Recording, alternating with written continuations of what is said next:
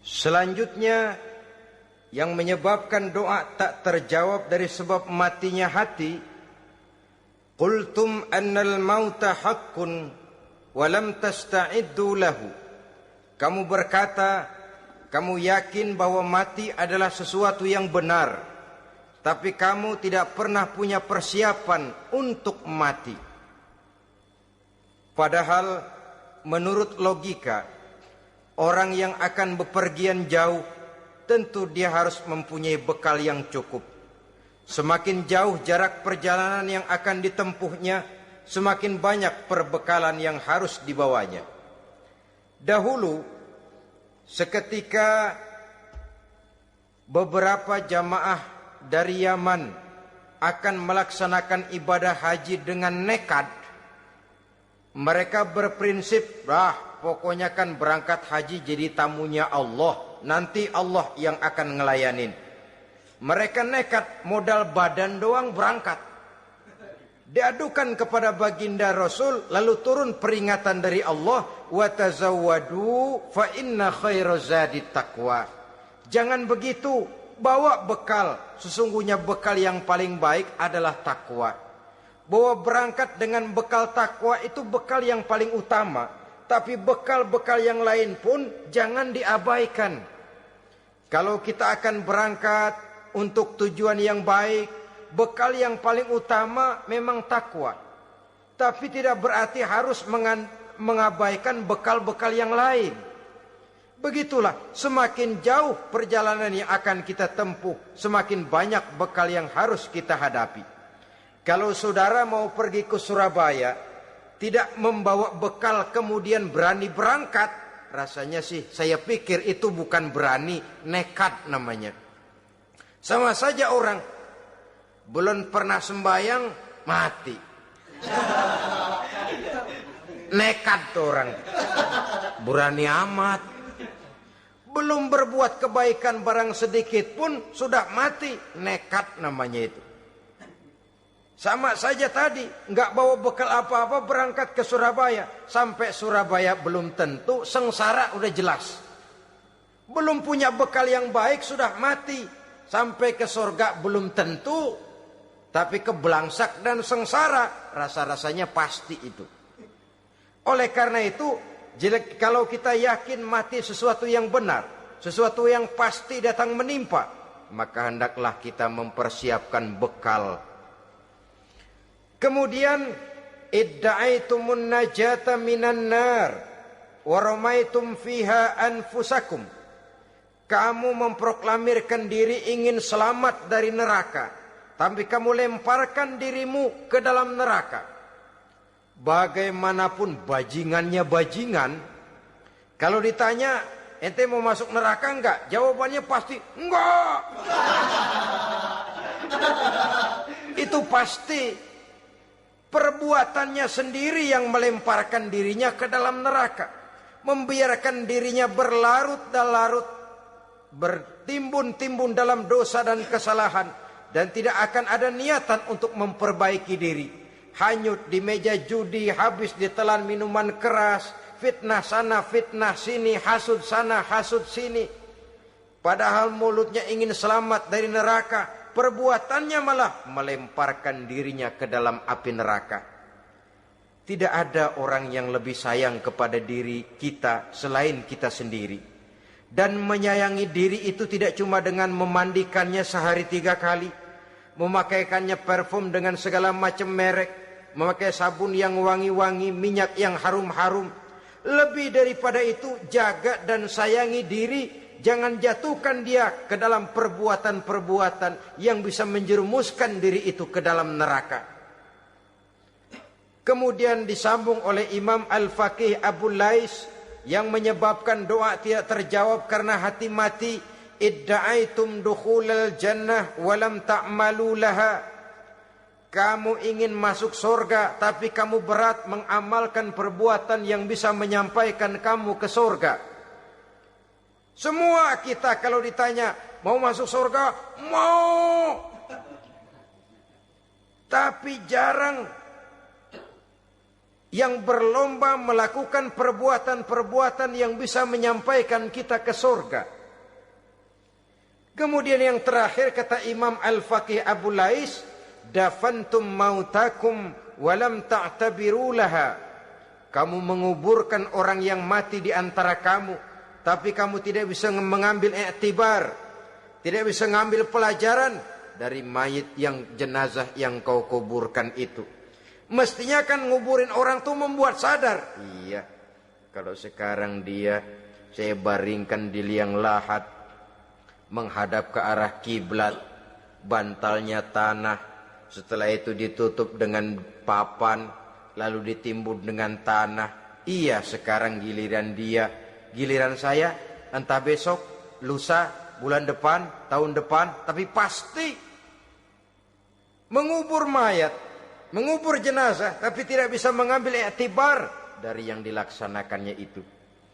Ini merupakan penyakit-penyakit batin yang merupakan handicap, yang menimbulkan jarak antara kita dengan Allah Subhanahu wa ta'ala.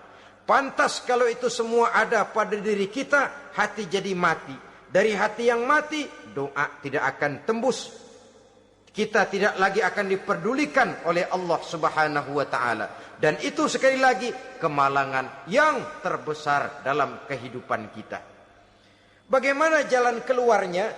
Pertama, memperbaiki batin kita, menyelamatkan diri daripada penyakit-penyakit yang bisa mematikan hati seperti yang sudah saya sebutkan tadi.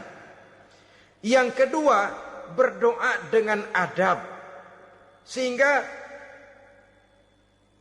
tata cara di dalam kita bermohon kepada Allah Subhanahu wa ta'ala dibicarakan secara khusus oleh Al-Imamul Ghazali dalam kitab Ihya beliau yang disebut adabud doa. Adab di dalam kita melaksanakan doa kepada Allah Subhanahu wa ta'ala.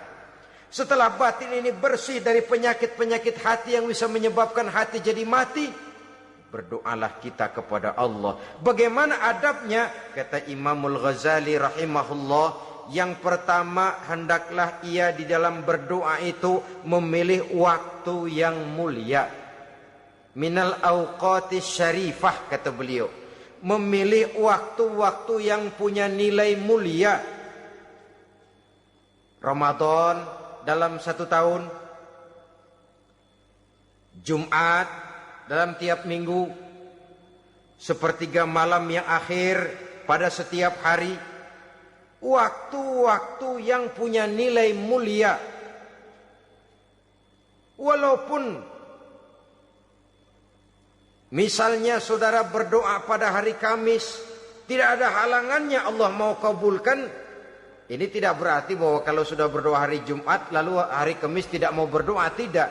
Lebih memilih mengintai waktu-waktu yang punya nilai mulia. Lailatul Qadar sekali dalam setahun. Waktu-waktu yang punya nilai mulia. Logikanya begini, saudara-saudara.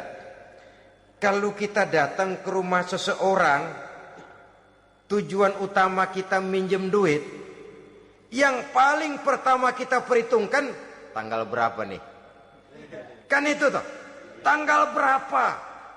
Kalau tanggal 20 atuh minjem duit, orang lagi ngap-ngapan, boro-boro dia bisa minjemin, dia sendiri mungkin lagi pusing. Kita lebih dulu kita amatin tanggal berapa nih? Yang enak sore apa siang? Jam 2. Jam 2 dia baru pulang dari kantor, tapi giliran tidur. Kalau dia tidur dibangunin, datang mau minjem duit, kagak dimaki-maki sudah kebagusan deh.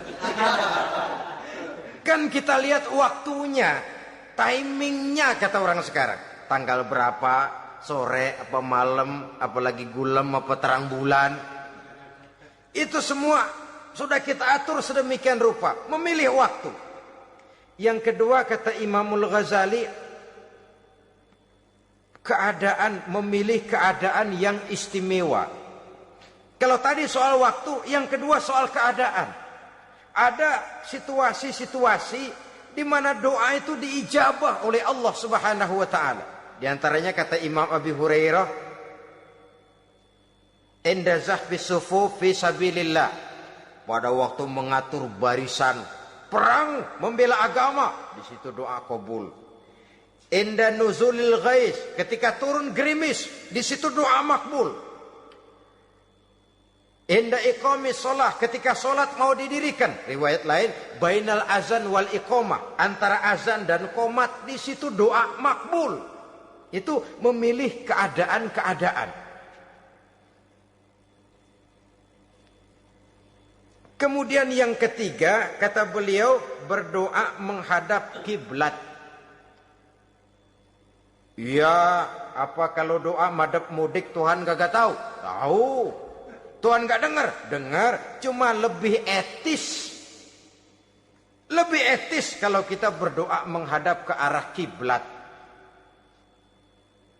Saudara-saudara kaum muslimin rahimakumullah. Yang keempat, hifdzus saut, menyederhanakan suara. Tidak terlalu keras, juga tidak terdengar orang lain, apalagi kalau doa kita diaminkan oleh orang lain. Tidak usah terlalu keras. Kenapa? Karena Allah yang kita meminta kepadanya bukan zat yang tuli, bukan zat yang buta, bukan zat yang tidak dengar, bahkan Dia Maha dengar. Juga tidak terlalu seperti orang berbisik-bisik, apalagi kalau doanya doa bersama-sama. Tapi kadang-kadang terdorong oleh husnuzon dari para makmum saja. Tidak peduli apa yang dibaca oleh imam, yang kedengaran cuma amin aja gerengan. Amin, amin, amin, amin, amin, amin.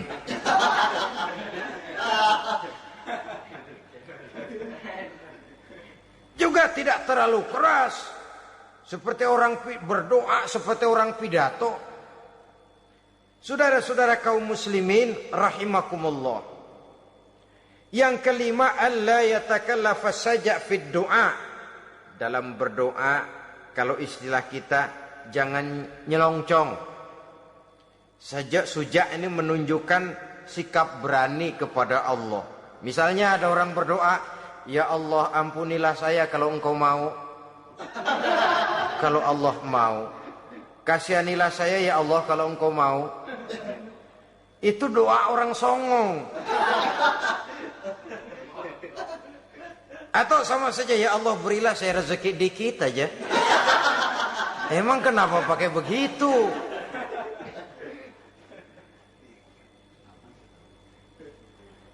Allah yatakallafa saja fid du'a.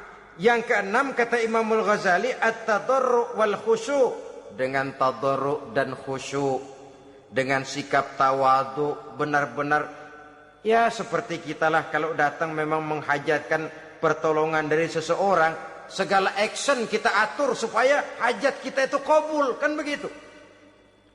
Kadang-kadang istilah orang kalau perlu ngesor mah ngesor dah, yang penting permintaan dikabulkan, gitu saja. Kita lihat sekarang ini, ramai orang bicara soal film-film Parno. Kelihatannya pendatang-pendatang baru, pokoknya asal bisa main dah, bugil ya bugil dah. Yang penting nyohor, bisa tampil. Walaupun dalinya semua sama, mula-mula cuma iseng. Adegan panas bagaimana? Kalau tuntutan skenario apa boleh buat? Apa boleh buat? Emang nggak bisa milih. Setelah film beredar baru saya juga jijik ngelihat, ilah tadi kemana waktu bikin? Udah jadi baru jijik, bikinnya merem memang itu.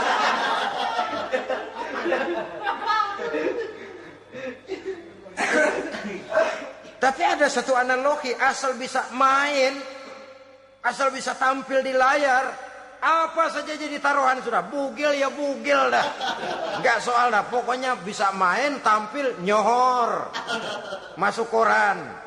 Udah seperti kata-kata orang Arab, bul ala zamzam fatu'raf. Kalau pengen terkenal, kencingin sumur Zamzam.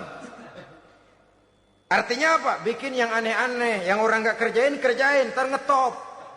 Yang ngetop lempengan jeleknya. Sumur Zamzam dikencingin, kan nyohor itu. Sedunia orang kenal. Kenapa? Gila. Saudara-saudara kaum muslimin rahimakumullah, sangat kita sayangkan kalau lalu orang berlomba-lomba dengan cuma modal paha mulus, wajah cantik, dimauin apa saja mau lalu bisa tampil. Akibatnya yang jadi korban adalah anak-anak kita. Disuguhi tontonan-tontonan yang meracuni jiwa mereka. Walaupun akibatnya barangkali ya lain seperti band orkes dengan film memang akibatnya tidak langsung ya. Kalau band orkes akibatnya langsung, dia bisa berantem di tempat lokasi. Film orang nonton tahu dia di tempat itu, bukan di tempat itu dia praktek, pulang jadi pikiran dia. Tadi serem ya. Ntar kalau udah kesempatan kita praktek. Ntar ngancemnya itu yang gak enak. Tapi yang saya analogkan dengan persoalan kita, tingkah pola artis apapun dilakukan asal bisa main. Nah itu tuh, asal dapat kesempatan acting. Dalihnya ya tuntutan skenario lah, iseng lah, macam-macam lah. Tapi yang jelas satu target, saya harus dapat kesempatan main. Untuk sampai ke situ cara apa saja harus saya tempuh. Tidak peduli harus menginjak-injak norma dan budaya bangsa yang luhur. Tidak peduli harus bertentangan dengan kaidah agama. Tidak peduli hasilnya meracuni umat masyarakat, terutama generasi muda. Yang penting kan ngetop. Saudara-saudara, baiklah ya, itu soal lain. Tapi soal kita ialah at-tadarru wal khusyu'. Bermohon kepada Allah dengan tadarru, khusyuk dan tawadhu. Seperti kalau kita mau bermohon kepada seseorang, kita merendahkan diri. Pak, saya memang orang gak mampu pak. Utang saya udah selebar kampung pak. Anak udah 16 seprapat. Apa saja kita meratap, menghibah, mengeluh, merintih, ujungnya kan yang penting gue minjem duit dapat dah gitu. Apa kayak diomongin, pokoknya pulang bawa duit, itu saja. Itu strategi manusiawi. Kalau ini kita adakan konteks, oh iya, kepada Allah lebih lagi kita tadarru, khusyuk, tawadhu. Doa dengan tawadhu, sebab kita akan bermohon kepada yang serba maha. Menghadap ke arah kiblat, duduk bertafakur dengan khusyuk, tawadhu. Jangan doa sembari tolak pinggang.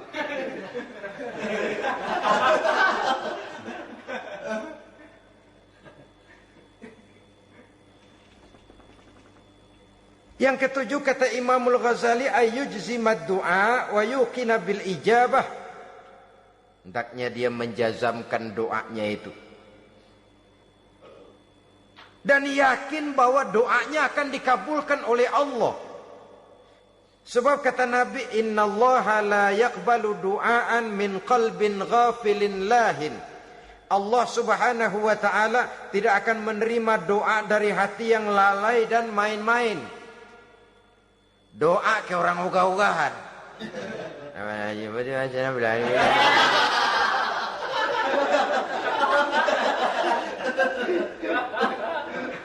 Kali malaikat nyongok dong, lu minta apa lu?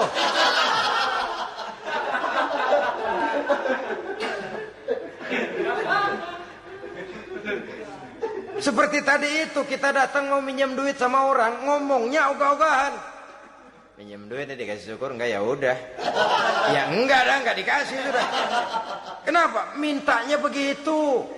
Enggak serius. Dan enggak yakin bahwa doanya akan dikabulkan. Kalau kita sudah punya keyakinan, jangan-jangan doa saya enggak diterima Allah. Enggak. Kata Allah, ana inda zanni abdi bi. Aku sih bagaimana menurut sangka hambaku kepadaku saja. Kalau sangkanya baik, aku baik. Kalau sangkanya doanya dikabulkan, aku kabulkan. So itu doa harus dengan pasti. Dan harus dengan yakin doa itu akan dikabulkan. Dan meluruskan harapan. Membenarkan cita-cita. meluruskan maksud apabila doa itu dikabulkan oleh Allah Subhanahu wa taala.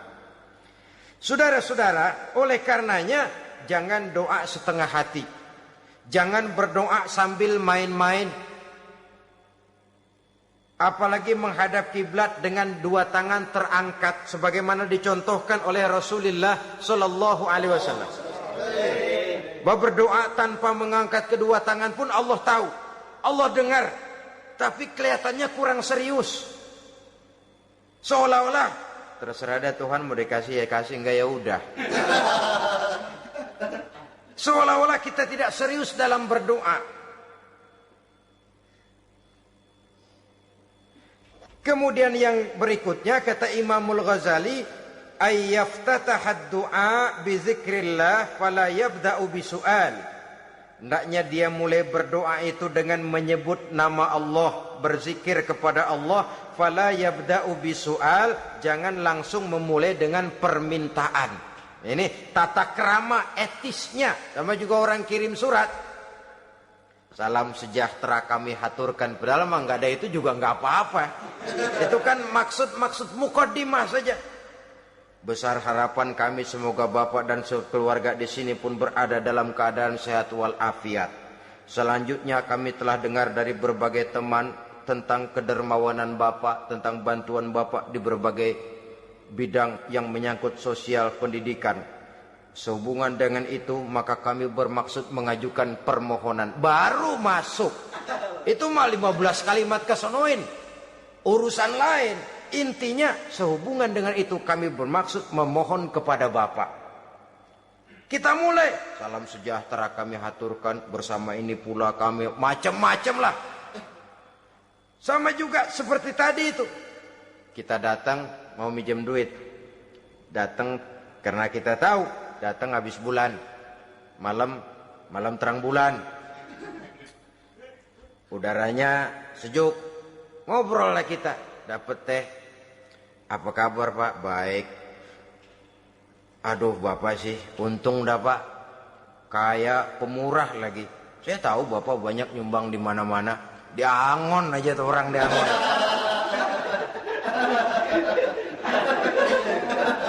Kira-kira udah mau telap aja baru dikedat. Ngomong-ngomong Pak. Nah. Mulai nih kalau udah ngomong dah tuh mulain. Baru masuk. Jadi etisnya berdoa itu dimulai dengan zikrullah. Karena itu umumnya dimulai dengan Alhamdulillahi Rabbil Alamin. Kita puji dulu Allah. Alhamdulillahi Rabbil Alamin. Hamdan yuwafi ni'amahu wa yukafi'u mazidah. Kita puji dulu Allah. Seperti orang tadi lah. Kita puji dulu kebaikannya.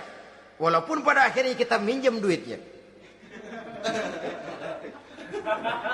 Ya, sebenarnya Allah nggak perlu dipuji toh. Dipuji atau tidak Allah tetap termulia. Ini etis manusia. Allah tidak berharap untuk dipuji oleh manusia. Allah tidak untung seluruh alam memujinya. Manusia mau memuji atau tidak itu urusan manusia sendiri. Allah tidak minta untuk dipuji. Allah juga tidak gila kepada pujian. Kalau kita memulai doa dengan pujian, etis kita kepada Allah Subhanahu wa taala di dalam kita bermohon kepadanya. Saudara-saudara kaum muslimin rahimakumullah. Kemudian menyesuaikan doa dengan kondisi. Ini termasuk syarat batin ya, taubat, waraddul mazalim kata Imam Ghazali, menolak segala macam kezoliman. Artinya kalau berdoa itu tahu diri. Kalau gaji kita sebulan 700 atau 800 900 ribu, berdoa minta rezeki 1 juta, itu tahu diri namanya. Kan cuman kurang 100 ribu. Ya, kalau kerja kagak minta gajian 1 juta. Pengen doa dikabulkan, rasanya secara etis nggak tahu diri orang berdoa seperti itu. Orang datang mau minta duit, mau pinjam duit kepada kita, kan kita lihat kira-kira mampu ngembaliin nggak nih orang.